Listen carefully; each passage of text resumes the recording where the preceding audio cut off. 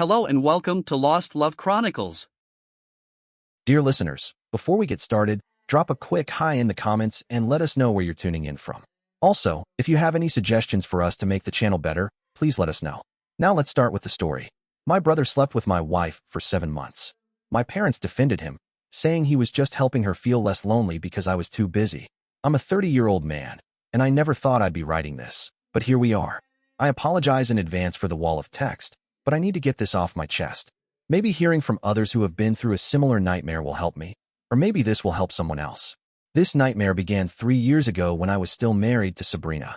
We had been together since sophomore year of college, almost 12 years total before everything fell apart. I always thought we had something solid. We survived the struggles of post-college poverty, my mountain of medical school debt, her career changes, and even a miscarriage that nearly broke us. But apparently, we couldn't survive my own brother. To understand this disaster, I need to explain the family dynamic. I'm the oldest, and my younger brother is Jared, a 33-year-old man. Since we were kids, Jared was the golden child who could do no wrong.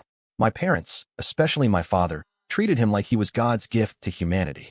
I was the responsible one, the one who worked my butt off for recognition, while Jared coasted through life on his charm and my parents' deep pockets.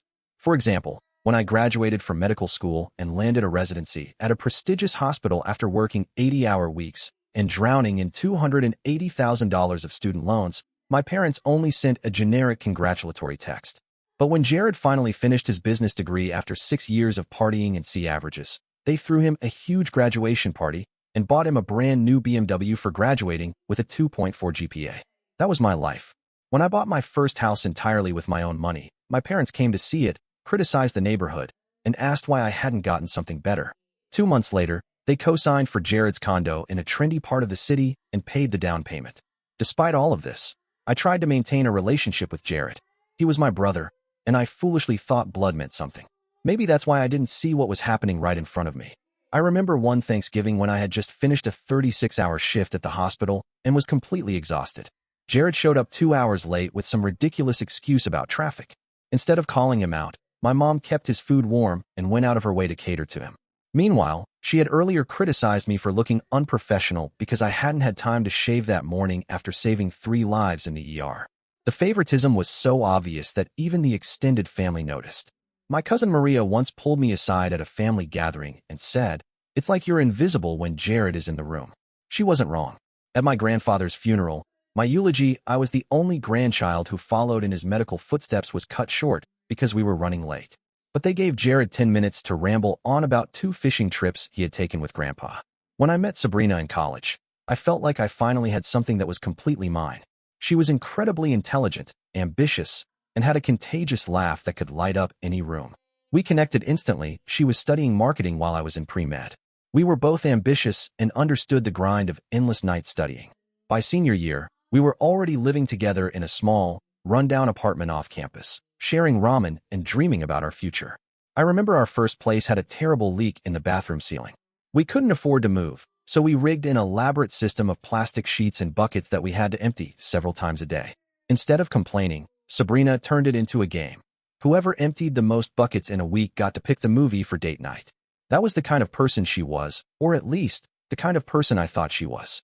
My parents weren't thrilled when I brought Sabrina home for the first time. She came from a working-class family. Her dad was a plumber and her mom a school secretary.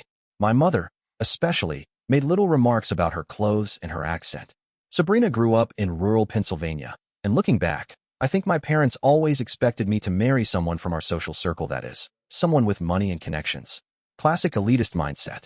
We got married when I was 28 and Sabrina was 26, after I finished medical school and started my residency. Our wedding was modest since we paid for it ourselves. My parents contributed exactly $500, which my mother made sure to mention during her speech. We would have liked to do more, but we're saving for Jared's future, she said. Meanwhile, they had already told us they were setting aside $75,000 for Jared's wedding, even though he was single and dating a different girl every weekend. At our reception, my father's toast spent more time talking about Jared's recent job offer than about Sabrina and me. While we celebrate that Ronan has found his match, we are also proud to announce Jared's acceptance at Merrill Lynch with a signing bonus quite impressive for someone his age, he said. Sabrina squeezed my hand under the table, and I remember thinking how lucky I was to have someone who truly understood what I was going through. The first 5 years of our marriage were good, despite the challenges.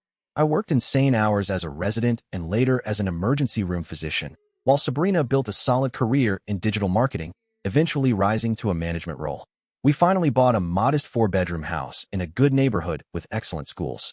We even started talking about trying for another baby after the miscarriage we'd suffered 2 years earlier. We had routines that kept us connected despite my chaotic schedule. Sunday mornings were sacred. We always made breakfast together and took a walk in the park nearby. We had a standing date every other Wednesday, and when I worked night shifts, Sabrina would leave little notes in my lunch with jokes or encouraging messages. I truly thought we were solid and unbreakable. That's when Jared started showing up a lot. At first, it seemed innocent. His new apartment happened to be only 15 minutes from our house, even though it was 40 minutes from his work. He began dropping by unannounced, always when I was working night shifts at the hospital. He'd bring dinner for Sabrina or offer to help with things around the house. I even thanked him for taking care of Sabrina while I was on 24-hour shifts. What a complete fool I was. Looking back, there were so many warning signs. Sabrina started dressing differently, wearing more makeup even on weekends. She was constantly on her phone and would take calls in another room. For the first time in our entire relationship, she put a password on her phone, saying it was for work security reasons. Our intimate life, which had always been great, almost disappeared. She was always tired, had a headache, or stressed about work. I noticed she'd started buying new lingerie, not scandalous, but different from her usual style. When I asked about it, she said her friend Lisa had recommended a new brand that was more comfortable, and I believed her. She stopped sharing details about her day. Before, she'd tell me about work dramas or something funny that happened at lunch, but now, when I asked how her day went, she'd just say fine or busy and quickly change the subject. If I asked if everything was okay, she'd get defensive and accuse me of overreacting. I chalked it up to both of us being busy and stressed. I was working over 60 hours a week at the hospital, and she had taken on more responsibility at her job. Plus, we were trying to have a baby again, which only added pressure. I never suspected Jared, not for a second. He was my brother, after all. The way I found out wasn't dramatic or from catching them in the act. It was something stupidly ordinary and devastating at the same time. It was our anniversary, and I had switched shifts with a colleague to surprise Sabrina. I left work early, bought her favorite flowers, sunflowers and champagne, and headed home around 2 p.m., thinking she believed I'd be at the hospital until midnight. As I pulled onto our street, I saw Jared's BMW in the driveway. At first, I didn't think much of it. Maybe he was dropping something off. But then I noticed Sabrina's car was in the garage, which meant she either called in sick or was working from home. Still, my stupid brain didn't put the pieces together. I thought maybe she wasn't feeling well, and Jared had brought her soup or something. I was even thinking about thanking him for being so thoughtful. I entered the house through the garage using my code, planning to surprise Sabrina. The house was quiet, but I heard faint music coming from upstairs. I crept up with the flowers and champagne in my hands, thinking I'd surprise her in her office. The bedroom door was slightly ajar, and there they were. I didn't catch them in bed or anything explicit. What I saw was worse. They were lying on our bed, the bed I had paid for. In the house I had almost entirely paid for. Jared was in his underwear, his arm around Sabrina, who was wearing only a t-shirt, my damn medical school t-shirt. They were drinking wine and laughing at something on their phone, looking so comfortable, so intimate, like a real couple. I stood there for what felt like hours, watching them through the crack in the door. They hadn't noticed I was there. They looked genuinely happy, happier than Sabrina and I had been in months. That was what crushed me the most. Finally, I pushed the door open. The expressions on their faces were unforgettable. Shock, guilt, then a flash of annoyance at being caught. Sabrina scrambled to cover herself while Jared just sat there, not even trying to move. How long? Was all I could manage to say. Sabrina started to cry, but Jared actually smiled. A smug, infuriating smile. In my house, in my bed, with my wife. Come on, man, he said, as if we were debating a trivial game. These things happen. I don't remember dropping the champagne bottle, but I remember the crash as it shattered on the hardwood floor. The flowers scattered too. Sabrina tried to speak through her tears, but I couldn't take my eyes off Jared's arrogant face. Ronan, please, let me explain, Sabrina pleaded. It's not what you think. I finally found my voice. You're half naked in bed with my brother on our anniversary, and it's not what I think. What followed was a blur of yelling, crying, and pathetic excuses. Apparently, they had been sleeping together for almost 7 months, nearly the entire time Jared had been stopping by to help. We didn't want it to happen, Sabrina kept repeating. It just did. Jared finally got out of bed and had the audacity to reach for my shoulder.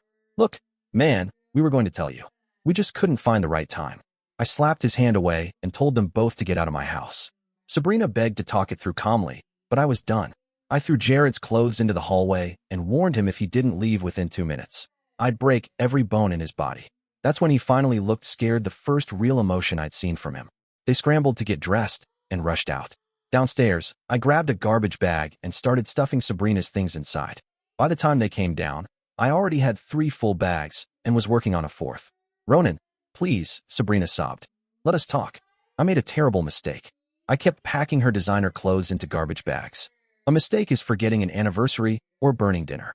Sleeping with my brother for 7 months is a series of choices made every single day. They left with trash bags full of their belongings, and that same day, I changed the locks. The worst part? While cleaning up the shattered champagne glass, I found an anniversary card Sabrina had bought for me, hidden in her nightstand drawer. It had a generic message about love standing the test of time, signed, "Forever yours, Sabrina." The nerve. She planned to give me an anniversary card, then go back to bed with my brother. The next day, I thought my family would be furious at what they had done to me. How naive I was. The day after I found them, I got a call from my mother. I was still in shock and sleepless, torn between throwing away all our wedding photos or setting fire to the bedroom furniture. I answered, hoping maybe, just maybe, my mother would offer some support. Instead, she started with, "Jacob is very distraught. No, how are you, Ronan?" Or, "I'm so sorry this happened." Her first concern was that precious Jared was upset. Jared is upset? I let out a hollow laugh that even startled me. "My wife was with my brother," I said. There was a pause. Then she said something I'll never forgive her for. "Maybe if you had been home more instead of always working, Sabrina wouldn't have been so lonely." That's right, she blamed me for my wife's betrayal with her own son. And she didn't stop there. "You know," she continued, "Jack and Sabrina have a lot in common. They're both so creative and sociable. You've always been so intense. Maybe this is for the best." I hung up and threw my phone against the wall so hard it shattered. Then I sat on the kitchen floor and cried for the first time since I was a teenager. The next day, my father called on the landline. Yes, I still had one. His approach was different, but just as infuriating. "This family drama is bad for business," said my father, the successful real estate developer who always cared about appearances. "We need to resolve this quietly. Jared feels terrible about how you found out, but what's done is done." "The way I found out," I repeated. "The problem isn't how you found out," he said as if I were a difficult child. "Ronan, these things happen in families. The important thing now is to handle it with dignity. No one needs to know the details. We'll say you and Sabrina grew apart, and that eventually, after a respectful amount of time, she and Jared found comfort in each other." I laughed again, same creepy laugh. "You want to rewrite history to protect Jared's reputation? Typical. I'm trying to protect our reputations," my father said sternly. "Including yours." "I don't give a damn about my reputation," I snapped. "And as far as I'm concerned, I no longer have a brother or parents, for that matter." I hung up on him too. The next few weeks were a blur of rage and paperwork. I filed for divorce immediately, citing adultery and specifically naming Jared. I knew this would make the divorce public record, something potentially embarrassing for my family so obsessed with their perfect image. Sabrina tried reaching out multiple times, leaving tearful voicemails begging for a chance to explain, as if there was any explanation that could justify what she'd done. I blocked her number. Jared once showed up at my house, but I met him at the door with a baseball bat and a warning. If he set foot on my property again, I'd make sure he'd be drinking through a straw for 6 months. He retreated quickly. My colleagues at the hospital noticed something was wrong, but I brushed off their concerns. I threw myself into work, taking extra shifts to keep busy and avoid my empty house. On my rare days off, I started boxing at a local gym, punching bags instead of my brother's face. Then came the email from my mother that finally pushed me over the edge. The subject line simply read, "The engagement." The email was brief and direct. "Ronan, Jacob and Sabrina have decided to make their relationship official. They are engaged and plan to marry in June at the country club. Your father and I will be hosting. We know this is difficult, but Jared has asked you to be his best man. He says that despite everything, you are still his brother, and he wants you by his side on his special day. This could be a good opportunity to heal. Families should stick together no matter what. Please call me when you're ready to talk. Mom." I read it 3 times, convinced it was some kind of sick joke. Officially together? 6 weeks in and already engaged? And Jared wanted me to be his best man? I might have laughed if I weren't so furious. The sheer arrogance and total lack of awareness was staggering. I printed the email and stuck it to my refrigerator as a reminder of who my family really was. I didn't reply. Instead, I went to the gym and hit the punching bag until my knuckles bled.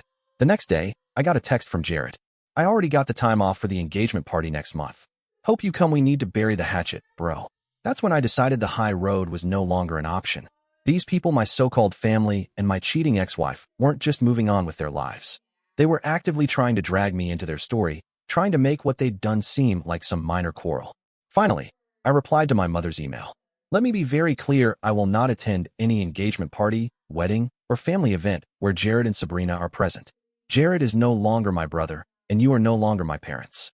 If you support this sham of a relationship, go ahead with your wedding plans, but know that by doing so, you are choosing Jared over me for the last time. My mother's response came within minutes. You are being childish and selfish. This isn't just about you. Jared and Sabrina are in love, and Sabrina is pregnant. You need to grow up and accept that life doesn't always go as planned. Pregnant. That word hit me like a freight train. Sabrina was carrying my brother's child, Sabrina, who had cried in my arms after our miscarriage, promising we would try again when the time was right. Apparently, the time was right, but not with me. I remember sitting at my kitchen table, staring at that email for what felt like hours. Then, something inside me snapped, not in a violent way, but in a moment of crystal clear clarity.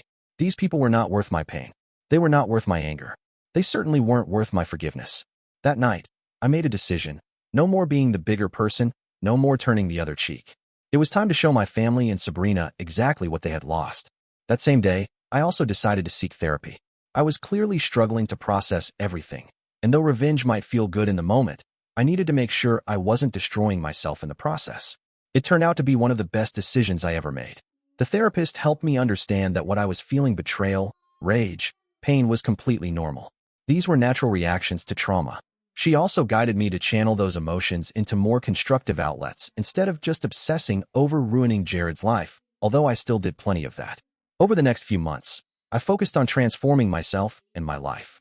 I hired the most ruthless divorce lawyer in the city, a woman known for leaving unfaithful spouses financially wrecked. I made sure Sabrina knew exactly who was representing me. At work, I accepted a promotion to chief of emergency medicine, a position I had previously declined because it demanded even more hours away from home. Now, that didn't matter. The substantial salary increase would help with my plans. I sold the house, my house, for which I had paid 90% of the down payment. Sabrina fought for a fair share, but my lawyer tore through the evidence of her adultery. In the end, Sabrina walked away with far less than she expected. I bought a sleek penthouse downtown, with floor-to-ceiling windows and panoramic views.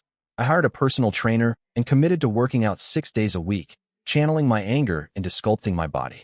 I replaced my sensible sedan with a Porsche 911, something I'd always wanted but deemed impractical while married. I also began dating nothing serious, just dinners with attractive, successful women. I made sure these dates were at well-known restaurants where mutual friends might see us, and I was always the perfect gentleman, charming, attentive, generous. Word of this reached Sabrina, just as I expected. One of her friends, Megan, even messaged me on Facebook. You look amazing, Ronan. Sabrina mentions you sometimes. I think she regrets what happened. I didn't reply, but the next day, I posted a photo of myself at a concert with my date, the same concert Sabrina and I had planned to attend before everything fell apart. Meanwhile, I was making other moves quietly. I hired a private investigator to look into Jared's new investment firm, which was largely funded by my parents. The investigator found that Jared was cutting corners, making risky investments, and possibly falsifying returns to clients. I also learned, through contacts at the hospital, that my father had been diagnosed with stage 2 prostate cancer, but was keeping it a secret. He had been advised to have surgery, but was delaying treatment, probably so he wouldn't appear weak during the engagement celebrations. Most importantly, I heard through hospital grapevines that Sabrina had lost the baby she miscarried at 10 weeks. I felt a brief pang of sympathy, knowing how devastating that was firsthand. But then I remembered her betrayal, and that sympathy turned into steely resolve. 2 weeks before the lavish engagement party my parents had planned at the country club, I received a call from Sabrina. I almost didn't answer, but curiosity won. Ronan. Her voice was small, hesitant. Please don't hang up. What do you want? I kept my tone neutral. I lost the baby. She started to cry. Jared has been different since. Distant. I don't know if he ever really wanted a child, or if he was just excited to have something that was his and not yours. I said nothing. Your mom's been horrible about it, she continued. She implied I somehow failed, that maybe I wasn't taking care of myself properly, as if I wanted this to happen. I stayed silent. I know you hate me, she finally said, and you have every right to. I miss you. I miss what we had. I made the biggest mistake of my life, and now I know what I threw away. Is that all? I asked coldly. No, she whispered. Jared's firm is in trouble. Some clients are threatening to pull out, and your dad is sick but refuses treatment. Everything is falling apart, and I don't know what to do anymore. I paused, then said, sounds like you made your bed, Sabrina. Now lie in it with my brother. I hung up. My heart was pounding. The pieces were coming together faster than I expected. It was time to speed up my plan. The night of the engagement party arrived a black tie event at the country club with over 200 guests. My parents had spared no expense for their precious Jared and his soon-to-be wife. Despite my father's health issues and Jared's financial troubles, of course, I wasn't invited. But that didn't mean I couldn't make an appearance. In the weeks before, I'd carefully accidentally run into several family friends, expressing my sadness about the upcoming wedding but insisting I wish them well. Family is family, after all, I'd say with a wistful smile. People bought it. Poor Ronan, so mature despite his brother stealing his wife. That night, I wore my best suit, a tailored navy blue with a crisp white shirt and gold cufflinks that had belonged to my grandfather. I looked good, better than good. Months of training and my new lifestyle had transformed me. I arrived at the country club just as dinner was being served. The maitre d' recognized me. I had slipped him $500 earlier that week to make sure I wasn't stopped. He nodded discreetly as I passed, pretending not to see me. The ballroom was lavishly decorated, white roses everywhere, crystal chandeliers, champagne flowing. I paused at the entrance, taking in the scene. My parents sat at the main table with Jared and Sabrina. My father looked thin and gaunt despite his forced smile. My mother was animated, playing the perfect hostess. Jared appeared stressed, constantly checking his phone. Sabrina looked miserable in her designer dress, forcing smiles for the photos. I walked in confidently. It took a few seconds for people to notice me. Then whispers started. Heads turned. Conversations stopped mid-sentence. I smiled politely and made my way to the bar, ordering a sparkling water. My mother was the first to see me. Her face went white. She nudged my father, who looked up and froze. Jared was chatting animatedly with someone who seemed like a potential investor and didn't notice me right away. Sabrina was the last to see me, and when she did, something flickered across her face: relief, hope, panic all at once. I took my drink and walked straight to their table, stopping right in front of them. The entire room was watching now, holding its breath. Ronan, my mother hissed. What are you doing here? I smiled warmly. I'm celebrating my brother's engagement, of course. Isn't that what family does? Jared finally noticed me and stood up abruptly. What the hell, Ronan? He demanded. Sit down, Jared, I replied, still smiling. I'm not here to make a scene. I just thought I'd come and congratulate you in person. Sabrina looked up at me, eyes wide. Ronan, she whispered. I nodded toward her. Sabrina, you look lovely. Marriage clearly agrees with you. Oh wait, you're not married yet, just engaged to my brother after cheating on me with him for months. My mistake. My father stood up, swaying slightly, looking ill. Ronan, this is not the time or the place, he said. I disagree, I said pleasantly. This is exactly the time and place. All your friends are here, all your business partners, everyone who matters in this family. So everyone should know the truth. I turned to the room and raised my glass. A toast to the happy couple, my brother Jared, who slept with my wife behind my back for 7 months before I found them in my bed, and to Sabrina, my cheating ex-wife, who has apparently managed to climb up in the family. I hope you will all join me in congratulating them on finding true love through betrayal and deceit. The room felt utterly silent. You could have heard a pin drop. Oh, and since we're sharing news, I continued cheerfully, there are a few other matters you might be interested in. My father has cancer but refuses treatment because appearances matter more than his health. My brother's investment firm is under investigation for fraud. The promised returns are not what they seem. And the baby they were expecting is gone. As is my respect for everyone at this table. Jared lunged at me, but he was too slow. I dodged easily, and he stumbled, knocking over champagne glasses. You scumsucker, he snarled. You're trying to ruin everything because you're jealous. I laughed, genuinely amused. Jealous of what? Your failing business? Your relationship built on betrayal? No, Jared. I don't feel envy. I'm free. I turned to leave, but Sabrina grabbed my arm. Ronan, please, she whispered urgently. We need to talk. Things aren't what they seem. Jared isn't who I thought he was. He's changed. I looked at her hand on my arm, then at her face. That's the problem with liars and cheaters, Sabrina. They don't lie and cheat just once. It becomes who they are. I gently removed her hand and walked away. Behind me, I could hear my mother's frantic attempts to salvage the situation, my father's labored breathing, Jared's angry denials about his business, but I didn't look back. Outside, the night air was cool and clean. I handed my ticket to the valet and waited for my Porsche. As I did, guests began emerging from the ballroom, some shocked, others whispering excitedly. Several of my parents' oldest friends nodded respectfully as they passed. My phone vibrated with a message from Sabrina. Please call me. I made a terrible mistake. I want to fix things. Then another from Jared. You're going to regret this, brother. I swear to God. And finally one from my mother.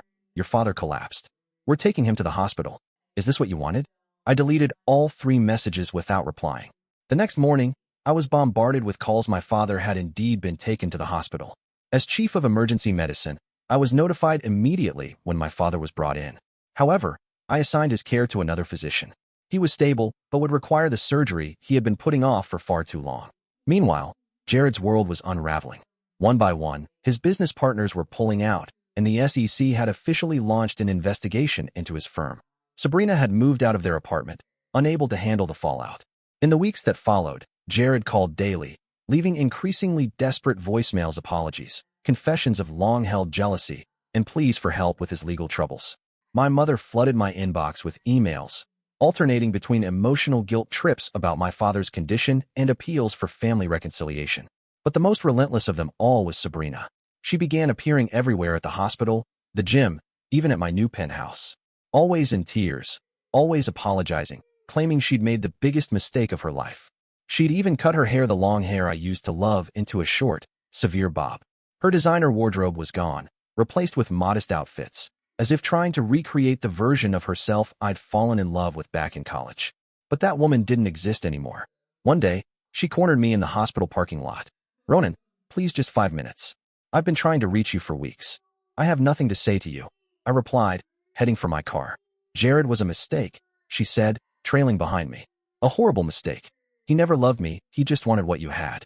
And once you were out of the way, he changed. He'd stay out late, flirt with women in front of me. When I lost the baby, he actually said, maybe it was for the best. I stopped and turned to her. And that surprises you? Did you really believe that a man who could sleep with his brother's wife behind his back for months would be faithful to you? She flinched. I deserve that. I know I do. But Ronan, what we had, it was real. We can fix this. I know we can. I laughed. There's nothing to fix, Sabrina. You destroyed everything. And the worst part is I'm glad you did. Now I see you for who you are. I see my family for what they are. And I'm better off without any of you. You don't mean that, she said, tears streaking her face. I know you don't. I've never meant anything more, I replied, getting into my car. Don't contact me again. After weeks of relentless pressure, I finally agreed to meet with the 3 of them, Jared, Sabrina, and my mother, in a neutral location, a private room in an upscale downtown restaurant. They arrived together. Jared looked worn down, his suit rumpled. My mother looked thin, anxious. Sabrina hovered on the fringe of the group, hesitant and unsure. Thank you for coming, my mother began. We know you're angry, but we're family. We can get through this. I smiled. I'm not angry anymore. I'm indifferent. There's a big difference. Jared leaned forward, his voice strained. Look, Ronan, I messed up. I know that. But I'm drowning here. The SEC is on my back, investors are suing, and my reputation is in shambles. I need your help. My help? I raised an eyebrow. What could I possibly do for you? Your college friend, Tim Morrison, he works at the SEC now. Could you talk to him? Tell him I made some bad decisions, but I'm not a criminal. I laughed. But you are a criminal, Jared. Your firm was a Ponzi scheme in disguise. Tim showed me the evidence himself. Jared's face fell. You already talked to him? Of course I did. I'm thorough. My mother gasped and clutched her chest. Ronan, please, your father's health is getting worse. The stress from all of this is killing him. What's killing him is the cancer, I corrected. The cancer he could have treated months ago if keeping up appearances hadn't been more important to him. Sabrina still hadn't spoken. She sat with her eyes down, staring at her hands. What do you want, Sabrina? I asked, catching her off guard. Why are you even here? She looked up, eyes rimmed with red. I want another chance. I know I don't deserve it, but I'm asking anyway. These past few months have made it painfully clear how big a mistake I made. You mean the mistake of sleeping with my brother behind my back? Or was it the mistake of getting caught? Or maybe realizing that Jared isn't the perfect golden boy you thought he was? She flinched. All of it. I was flattered by his attention. You were always working, and he was there telling me I was beautiful, that I deserved more. I was weak. Classic predator behavior, I said, nodding. And you fell for it. Yes, she whispered. I did. And I've lost everything because of it. I looked around the table, my brother, my mother, my ex-wife, all staring at me, silently begging me to fix everything for them, to swoop in and clean up the mess. As I always had. This is what I'm going to do, I said at last. Nothing. I'm going to keep living my life, my very good and very successful life, without any of you in it. I turned to Jared. You're going to face the consequences of your actions, legal and otherwise. To my mother. You're going to take care of Dad and finally accept the truth. Your golden child is a fraud. And finally to Sabrina, you're going to move on. But not with me. Please, Jared begged, voice cracking. At least help with Dad. The treatments are expensive, and my accounts are frozen. I've already taken care of his medical expenses, I cut in. But not for you. And not for Mom. I did it because, despite everything, he's still my father. The bills are paid. He'll get the best care available. That doesn't mean I want a relationship with him or with any of you. My mother began to cry. Ronan, please, we're all sorry. I know, I said, standing. But here's the thing about, I'm sorry, it only means something when it comes from genuine remorse, not just regret over consequences you didn't expect. I left several $100 bills on the table to cover the untouched meal. Do not contact me again. Any of you. I've already notified my lawyer, the building's security, and the hospital staff accordingly. This is the last time we will speak, I said as I walked away. Behind me, Sabrina called out, Ronan, you can't just leave us like this. Please. I turned back one final time. I'm not leaving you. You left me. I'm just finally accepting it. Outside, my new girlfriend was waiting in my Porsche, a brilliant neurosurgeon who would never even imagine sleeping with my non-existent brother. She smiled as I slid into the driver's seat and gently squeezed my hand. How did it go? She asked. It's over, I said, feeling lighter than I had in years. Finally, completely over. As we pulled away, I glanced in the rearview mirror and saw the three of them standing on the sidewalk: Jared, my mother, Sabrina. Then the light changed, and I pressed the accelerator, leaving them behind for good. Dear listeners, please share your thoughts in the comments section below and don't forget to like, share, and subscribe.